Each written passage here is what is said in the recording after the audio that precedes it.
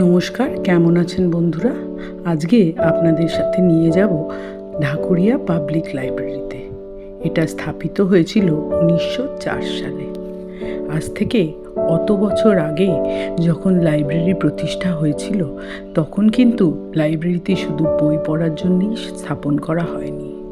সেটা এমনভাবে তৈরি করা হয়েছিল যাতে সেখানে যে সকল মানুষরা সমাজকে ভালোবাসে বা দেশকে ভালোবাসে, তারা নানান রকম আলোচনার মাধ্যমে নিজেদের সিদ্ধান্ত নিতেন।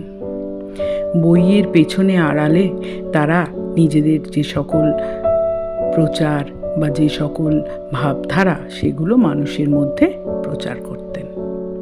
এই লাইব্রেরি অনেক পুরনো, অনেক ওঠা নামা, অনেক মানুষের সাহচর্য পেয়ে আজ এই লাইব্রেরি এখানে এসে দাঁড়িয়েছে। আজকে ছিল সেই লাইব্রেরির জন্মদিন, যা পালন করতে আমরা সবাই মিলে সেখানে উপস্থিত হয়েছিলাম। আমিও ছোট্ট একটা কবিতা পাঠের মাধ্যমে রবীন্দ্রনাথ ঠাকুরকে আমার শ্রদ্ধা জ্ঞাপন করেছি। নজরুলের কবিতা পাঠ করা আমার পক্ষে সম্ভব হয়ে ওঠেনি, যেহেতু যেটা আমি প্রস্তুত ছিলাম সেটাই করেছি।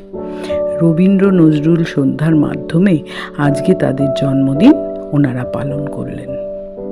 এত সুন্দর একটা ঘরোয়া অনুষ্ঠানে উপস্থিত থাকতে পেরে আমি নিজেকে ধন্য মনে করেছি। যে সকল লোকজন এসেছিলেন সকলেই বইপ্রেমী। শুধু বইপ্রেমী বলবো কেন, তারা প্রত্যেকেই কোনো না কোনো গুণের অধিকারী। সব মানুষের মধ্যেই যে কিছু না কিছু গুণ আছে, এখানে গেলে সেটা প্রমাণ পাওয়া যায়। কেউ হঠাৎ করে এসছেন, তাকে বলতে তিনি সুন্দর কবিতা পাঠ করে ফেললেন। কেউ গান করলেন। একটি সঙ্গীতের স্কুল থেকে কিছু ছাত্রছাত্রী নিয়ে তাদের স্যার এসেছিলেন। তার প্রত্যেকজন ছাত্রছাত্রী খুব সুন্দর গান গাইলেন। তার মধ্যে একজন মহিলা, যিনি নজরুল গীতি গাইলেন, এত ভালো গেয়েছেন যে কি বলবো। একটি ছেলে তার নিজস্ব একটি অ্যালবাম বার করেছেন, তিনিও এসে গান গাইলেন। তার গানও আমার বেশ ভাল লেগেছে।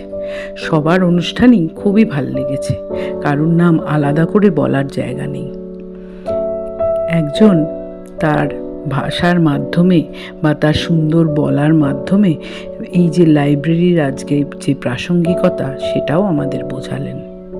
তারপরে সুন্দর কিছু গান, কবিতা, এইসবের মাধ্যমে আমরা সব মেতে উঠেছিলাম লাইব্রেরির জন্মদিন পালন করতে। আজকালকার ছেলে মেয়ে বা আজকালকার যে নতুন জেনারেশন, তাদের মধ্যেও যে বই পড়ার কিছু আগ্রহ আছে, এখানে এসে কিছু জনকে দেখে সেটা বেশ ভালো লাগলো।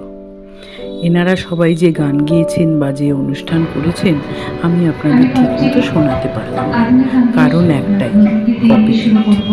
নইলে যদি পারতাম, পুরোটা যদি আপনাদের শোনাতাম, আপনারাও আমার মতো মুগ্ধ হয়ে যেতেন। মানুষের কত গুণ, সেই গুণের প্রচার আমরা কেউ ঠিকভাবে করতে পারি। আর হ্যাঁ, না বললেই নয়, যারা এখানে বাজনা বাজাচ্ছিল, প্রত্যেকে এত সুন্দরভাবে সবাই সঙ্গত দিলেন যে কি বলবো। যেন তার সাথে অনেক দিন ধরে এনারা প্র্যাকটিস করছেন।